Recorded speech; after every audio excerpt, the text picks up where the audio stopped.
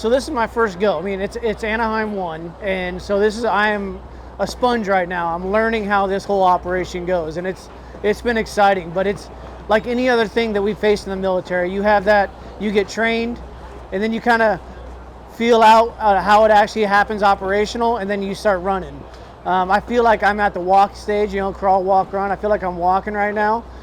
Just still sponging in everything that the rider needs, the team needs, especially I have the dual hat between truck and bike. So that's kind of where I'm at, but it is very relatable in a lot of sense of I can operate in chaos. This can be a very chaotic, a lot of people, a lot of onlookers, but if I stay focused on the task at hand, I can get the job done.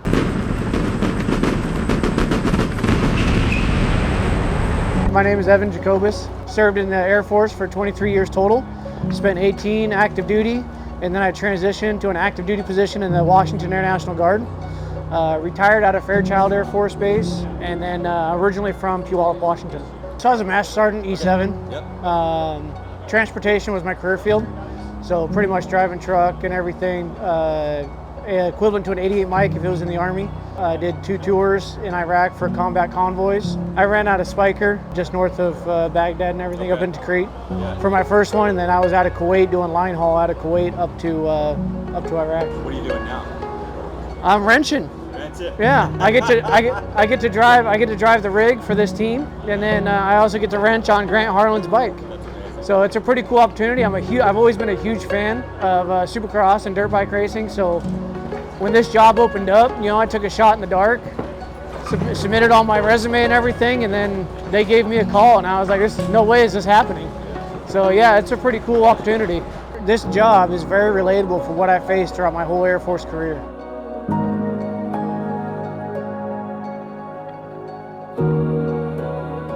The job posting was originally they asked for a driver/mechanic abilities, because this team used to operate out of a motorhome with only one rider. Kevin Moranz was the only rider for the team. They expanded. Now they expanded to a full rig and a second rider with Grant Harlan, which is an awesome thing for this team to be growing.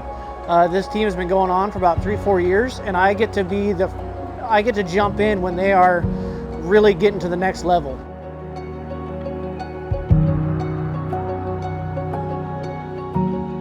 It's the Air Force world of the pilot always gets the big show. They're the star of the production. And then there's the background crew, and I'm happy to be part of that background crew and work with the pilot of this thing and make sure that he can perform his best when it comes time.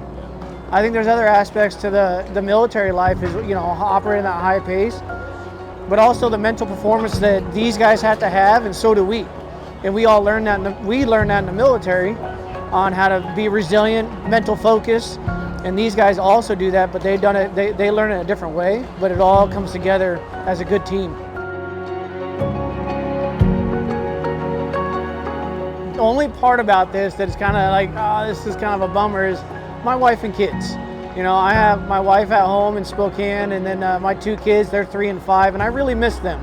And this is going to take me away for about 5 months, like a deployment.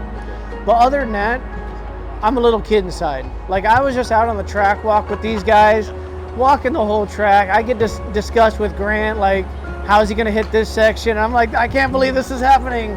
And then, like, I got Ryan Dungey, Aaron Plessinger, all those guys. Trey Kennard was out there. I saw Eli out there. I was like, man, I can't believe I'm out here walking around with these guys. This is a kind of a cool moment. A couple of the teammates have all been asking, like, oh man, tomorrow's your first real day. How you feeling? Are you excited? I'm like, I don't have time to be excited right now. I got a lot of things going on, but whenever I get a brief moment, it hits me like, this is real, man. This is cool. So I'm really just satisfying, like that fan inside, that little kid inside who has come to these races as a fan, walked these pits, and now I get to be on this side, and it's pretty awesome. Champion Tool Storage has provided this whole rig.